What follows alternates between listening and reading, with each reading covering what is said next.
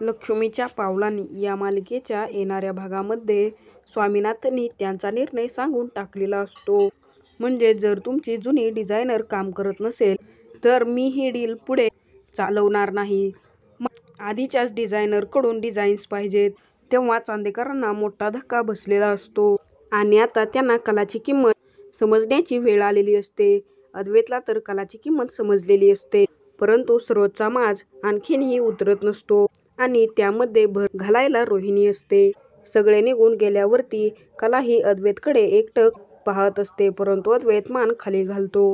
अद्वैतला त्याची चूक त्याच्या लक्षात आलेली असते, कारण स्वामीनाथन यांनी अद्वैतच्या डिझाईनवरती टीका केलेली असते. अद्वैतने अख्खी रात्र जागून स्वामीनाथन यांना द्यायसाठी डिझाईन बनवलेले असतात, परंतु स्वामीनाथन यांनी अद्वैतच्या डिझाईनचं कौतुक न करता आणि त्यांनी कलाच्या डिझाईनचं कौतुक केलेलं असतं, तरी सुद्धा अद्वैतने कलाला डिझाईन्स काढू दिलेल्या नसतात. आणि आता अद्वैतची चूक त्याच्या लक्षात आलेली असते. तर तिथे कला म्हणत असते की आगाऊ चांदेकर, मी तुला आधीच सांगितलं होतं ना, त्यांना डिझाईन कशा हव्या आहेत आणि स्वामीनाथन यांना कशा डिझाईन्स लागतात याचा पूर्ण अभ्यास मला झाला आहे, परंतु तुला ऐकायचं नव्हतं ना.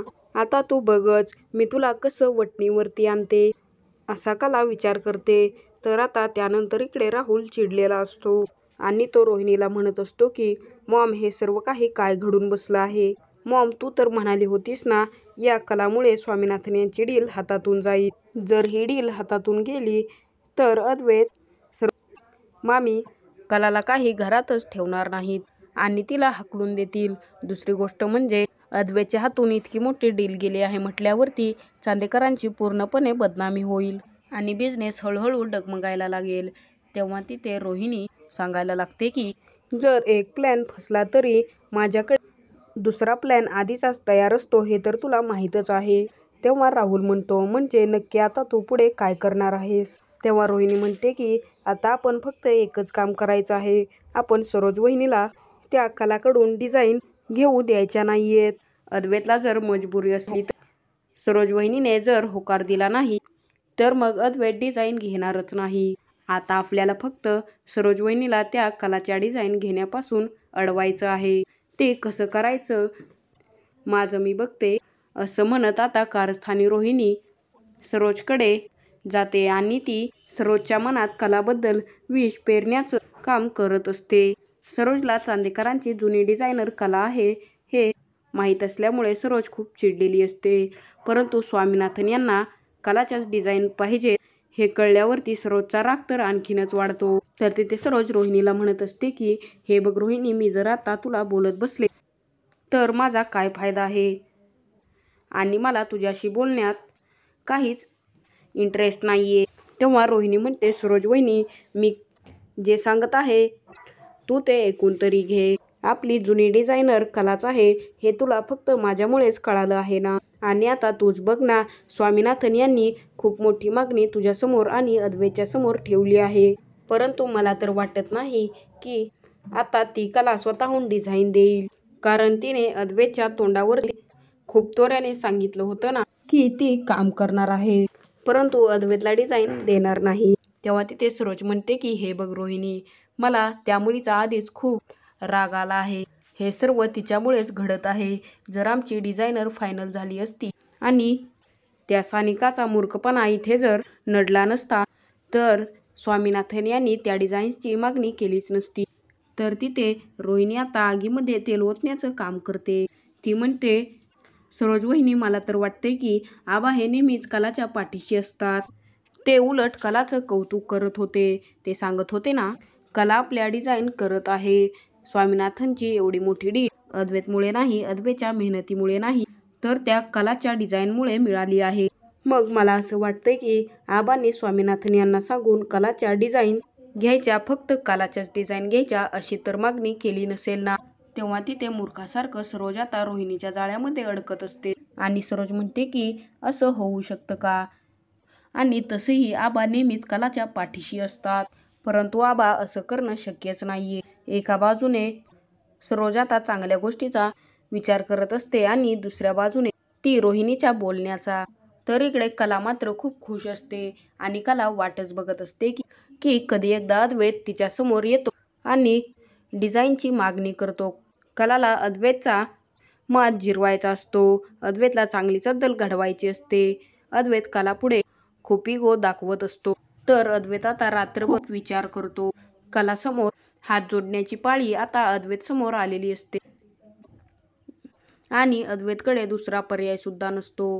कला ही अद्वैतच्या विनंतीचीच वाट पाहत असते आणि अद्वैतला खूप चांगली अद्दल घडवणार असते. अद्वैतला सुद्धा वाटत असतं की कला ही त्याला इतक्या सहजासहजी डिझाईन्स देणार नाही. तर आता दुसऱ्या दिवशी अद्वैत आता हिम्मत करून कलाला सांगतो की हे बघ, खरे मला तुझ्याशी खूप महत्त्वाचं बोलायचं आहे. स्वामीनाथन यांनी मला फक्त आजचाच दिवस दिला आहे. मी एका दिवसात डिझायनर शोधू शकत नाही. त्यामुळे मला तुझ्या डिझाईन्सची गरज आहे. तेव्हा तिथे कला म्हणते की चांदेकर, तू मला नेहमी किती माज दाखवत असतोस. तू जरा माझ्यापुढे हात जोडून मला विनंती करून माझ्याकडून डिझाईन्स माग ना. तू आणखीन सुद्धा किती इगो दाखवत आहेस. तेव्हा अद्वैत म्हणतो की बर ठीक आहे, खरे तू प्लीज मला डिझाईन्स दे ना. मी तुझ्यापुढे भीक मागतो. असं म्हटल्यावरती कला म्हणते की मी तुला विचार करून सांगेन. तेव्हा अद्वैत म्हणतो की म्हणजे यामध्ये विचार करण्यासारखं काय आहे. कला म्हणते की चांदेकर, मी तुला आधीच डिझाईन देण्यासाठी तयार होते, परंतु तू माझ्या कलेचा डिझाईन्सचा अपमान केला होता आणि मला काहीही येत नाही असं म्हणत होतास. तू फक्त घरचं काम पाहण्यासाठी भेंडीची भाजी करण्यासाठी सांगितली होती ना. मग आता तुला कामाची गरज पडली तर तिथे कला अद्वैतला त्याच्या मागे मागे फिरण्यासाठी विनंती करण्यासाठी भाग पाडत असते. तर आता सर्व चांदेकर कुटुंब एकत्र जमलेलं असतं आणि तिथे सरोज म्हणत असते की आता ही सर्व परिस्थिती आहे ना, ती या मुलीच्या मूर्खपणामुळे आपल्याला भोगावी लागत आहे. तेव्हा तिथे कला म्हणते की हे बघा सरोज मॅडम, मी स्वामीनाथन यांना स्वतःहून सांगितलं नव्हतं की तुम्ही फक्त माझ्याच डिझाईन घ्या. अद्वैतसाठी हे डील मिळवणं खूप महत्त्वाचं होतं. मी त्यावेळेस डिझाईन्स बनवून दिल्या त्या फक्त चांदेकरांच्या फायद्यासाठी आणि आतासुद्धा मी डिझाईन्स द्यायला तयार होते. मग तेव्हा अद्वैतने त्या गुपचूप घ्यायच्या ना. त्याने माझ्या डिझाईन्स फाडून टाकल्या. तुमचा मुलगा कधी चुकत नाही असं तुम्हाला वाटतं. तेव्हा तिथे सरोज आबांना म्हणते की तुम्ही पाहिलंत का आबा, किती उद्धटपणे ही मुलगी आपल्याशी बोलते. तिथे आबा आता नेहमीप्रमाणे कलाचीच बाजू घेतात. आबा म्हणतात की कलाने मोठ्या मनाने अद्वैत समोर मदतीचा हात दिला होता ना, मग अद्वैतने गुपचूप कलाची मदत स्वीकारायला हवी होती. तेव्हा सरोज म्हणते की नाही आबा, मला तर आता वेगळा संशय येत आहे. मला तर असं वाटतंय की प्रत्येक वेळेस तुम्ही या मुलीची बाजू घेता. मग कदाचित तुम्हीच स्वामीनाथन यांना फोन करून फक्त कलाच्याच डिझाईन तुम्ही घ्या असं तर सांगितलं नाही ना. तिथे सर्वांना हे ऐकून खूप मोठा धक्काच बसतो. तेव्हा आबा म्हणतात, सरोज तू असा कसा काय विचार करू शकतेस. मी स्वामीनाथन यांना फोन करून कलाच्याच डिझाईन घ्या असं का सांगेन. तू माझ्या बाबतीत खूप मोठा गैरसमज करत आहेस सरोज. मला कलाचे निर्णय पटलेले असतात आणि ज्या वेळेस कला चुकते तेव्हा मी तिच्या विरोधात बोलतो, परंतु जेव्हा कलाची बाजू ही खरी असते तेव्हा मी तिच्यासोबत असतो. म्हणून तू या गोष्टीचा गैरसमज करू नकोस.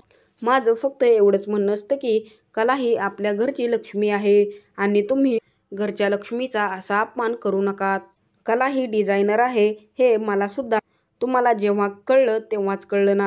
जर मला ते आधीच माहीत असतं तर मी तुमच्यापासून ते लपवलंच नसतं. तेव्हा अद्वैत म्हणतो की आई, तू अचानकपणे असं काय बोलत आहेस. तू त्या खरेमुळे आपल्या आबांवरती संशय घेत आहेस. तिथे सरोज अद्वैतवरती चिडते आणि ती म्हणते, अद्वैत तूच बघ ना, या मुलीने किती मोठा गोंधळ करून ठेवला आहे. जर या मुलीने तिच्या डिझाईन्स बनवून त्या सानिकाजवळ दिल्या नसत्या तर हे प्रकरण इथपर्यंत आलंच नसतं. या मुलीने शहाणपणा करायची काय गरज होती. तेव्हा तिथे अद्वैत म्हणतो की आई, मला हे प्रकरण आणखीन वाढवण्यापेक्षा त्या खरेकडून डिझाईन घ्याव्यात असं वाटतंय. हे ऐकून सर्वांना खूप मोठा धक्का बसलेला असतो, परंतु आबांना मात्र अद्वैतचा निर्णय मान्य असतो. तिथे सरोज आता अद्वैतलाच सुनवते आणि ती म्हणते, अद्वैत, या मुलीचं बोलणं आणि तिचे बोल तू बोलायला लागला आहेस का. या मुलीची बाजू घेऊन तू माझ्याशी भांडत आहेस. तेव्हा अद्वैत म्हणतो की आई, मी तुझ्याशी भांडत नाहीये. मी उलट तुला समजवण्याचा प्रयत्न करत आहे. आता स्वामीनाथन यांना या खरेच्याच डिझाईन हव्या आहेत. मग आता आपण काय करू शकतो. आणि आता एका दिवसामध्ये डिझायनर शोधणं हे आपल्यासाठी शक्यच नाहीये. आणि फक्त आबांच्या विनंतीवरून त्यांनी आपल्याला हा 1 दिवस दिला आहे. आणि जर आपण डिझायनर आणली आणि तिच्यासुद्धा डिझाईन स्वामीनाथन यांना आवडल्या नाहीत तर आपण काय करणार आहोत? तेव्हा तिथे श्रीकांत सुद्धा म्हणतो की अद्वैत तू एकदम बरोबर बोलत आहे. या मुलीने आगाऊपणा तर करून ठेवलेला आहे आणि आपण आता काहीही करू शकत नाही आहोत. मला तर अद्वैतचाच निर्णय योग्य वाटतोय. सरोज तिथे आता शांतच असते. तेव्हा आबा म्हणतात की मला तर असं वाटतंय की आपल्याजवळ आता जास्त वेळ नाहीये. आपण कलाकडून डिझाईन्स घ्यायला हव्यात.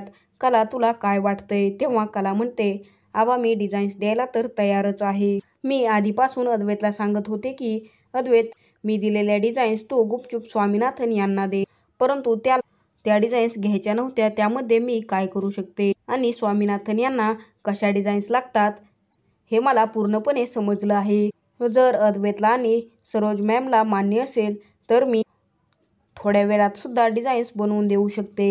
तेव्हा स्वामीनाथन यांच्या डीलचा विचार करता आबा सरोजला म्हणतात की सरोज मला तर असं वाटतंय की अद्वैतने कलाकडून डिझाईन घेण्याचा निर्णय योग्य आहे. जर हे डील आपल्याला हातातून घालवायचं नसेल तर आपल्याला सुनबाईकडून डिझाईन घ्यायलाच हव्या. तेव्हा तिथे सरोज म्हणते की आता आपल्याकडे दुसरा मार्ग उरलेलाच नाहीये. याच मुलीच्या मूर्खपणामुळे आपल्यावरती आज ही वेळ आली. तिथे कला आता निमूटपणे तिचा सर्व अपमान सहन करत राहते. सरोज अद्वैतला म्हणत असते की अद्वैत मी हे फक्त आणि फक्त तुझ्यासाठीच सहन करत आहे. मी या मुलीकडून डिझाईन घेण्यासाठी तयार आहे. तिथे अद्वैत हा खूप खुश होतो. तेव्हा कला म्हणते की आजोबा मी आत्ताच्या आत्ताच डिझाईन काढण्यासाठी कामाला लागते. तर आता अद्वैतला आणि आबांना कलाची किंमत कळालेली असते. परंतु सर्व चांदेकरांना कलाची किंमत कधी समजणार? तर आता या डीलमधून पुढे कलाला काय फायदा होणार? आता सरोजला कलाची खरी किंमत कधी कळणार आणि कला पुढे चांदेकरांना डिझाईन्स कशा बनवून देणार हे पाहणं खूपच रोमांचक असणार आहे.